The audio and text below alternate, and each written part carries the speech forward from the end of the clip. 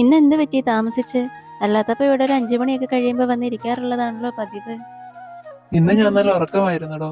അവരുടെ എല്ലാവരുടെയും സംസാരം കേട്ടാ ഉണർന്നെ. ചേട്ടൻ ഇപ്പൊ ആരോടും മിണ്ടാറൊന്നുമില്ലേ? എപ്പോഴും ഒറ്റയ്ക്കാണല്ലോ. കൂട്ടുകാരൊക്കെ ഉണ്ടടോ, പക്ഷെ ഞാനങ്ങനെ അവരോടൊന്നും വലുതായി മിണ്ടാറില്ലെന്നേ ഉള്ളൂ. അതെന്താ? അത് ഞാൻ അവരുടെ അടുത്ത് വലിയ കംഫർട്ടൊന്നും അല്ലടോ, അതുകൊണ്ടാ. ശ്രവണയ്ക്കും ശ്രീകുട്ടിക്കും കാര്യം എന്താണെന്ന് മനസ്സിലായിരുന്നു. അതൊക്കെ പോട്ടെ, റീസൺ എന്താന്ന് പറഞ്ഞില്ലല്ലോ. റീസൺ എടോ, പണ്ട് എനിക്കൊരു റിലേഷൻഷിപ്പ് ഉണ്ടായിരുന്നു. ഇന്നലെ നമ്മൾ ബസ് സ്റ്റോപ്പിൽ നിന്നപ്പോ ഒരാളെ കണ്ടില്ലേ, എന്നോട് വന്ന് സംസാരിച്ചില്ലേ, അതാ അവന്തിക.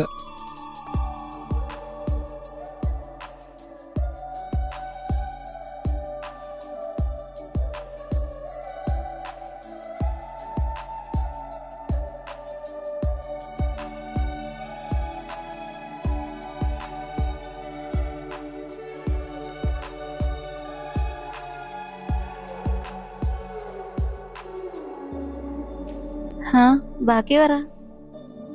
ഞാൻ പ്ലസ് 2 പഠിക്കുമ്പോഴാ അവളെ ആദ്യമായി കാണുന്ന. കമ്പ്യൂട്ടർ സയൻസ് ആയതുകൊണ്ട് ഞങ്ങളുടെ ക്ലാസ്സിലൊന്ന് 5 പെൺകുട്ടികളെ ഉള്ളൂ. അതിലൊരാള് അവളായിരുന്നു. ക്ലാസ്സിൽ 5 പെൺകുട്ടികളെ ഉള്ളത് കൊണ്ട് ആദ്യത്തെ 2 ബെഞ്ചിലായിരുന്നു അവർ അത്രയും പേര് ഇരുന്നോണ്ടിരുന്നു. അവള് സെക്കൻഡ് ബെഞ്ചിലായിരുന്നു. അവളുടെ തൊട്ട് പുറകിലത്തെ ബെഞ്ചിലായിരുന്നു ഞങ്ങൾ ഇരുന്ന്. അങ്ങനെയാണ് ഞങ്ങളും അവളും കമ്പനിയായി തുടങ്ങിയത്. അവളെ ആള് നല്ല പാവമാണ്. ഞാനൊക്കെ എന്ന് സ്കൂളിലേക്ക് നടന്നായിരുന്നു പൊക്കോണ്ടിരുന്നത്.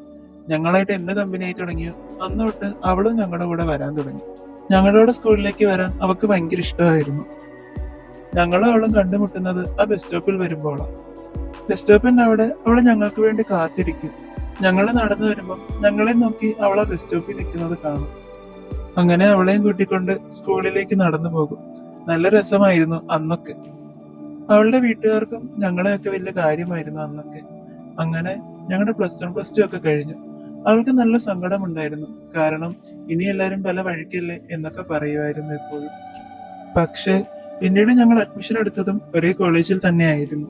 അങ്ങനെ കോളേജിലേക്കും ഞങ്ങൾ ഒരുമിച്ചായിരുന്നു പൊക്കോണ്ടും വന്നോണ്ടും ഒക്കെ ഇരുന്ന്. പിന്നെ പിന്നെ ഞങ്ങളുടെ സൗഹൃദം പയ്യെ പയ്യെ ഇഷ്ടമായി മാറി തുടങ്ങി. ആദ്യമൊന്നും എനിക്കങ്ങനെ അവളോട് സൗഹൃദത്തിനപ്പുറം ഒന്നും തോന്നിയിരുന്നില്ല.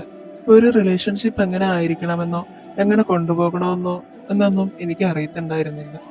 അവളാണ് എന്നെ മാറ്റി തുടങ്ങി. അങ്ങനെ എനിക്ക് അവളോട് പയ്യെ എന്തൊക്കെയോ തോന്നി തുടങ്ങി.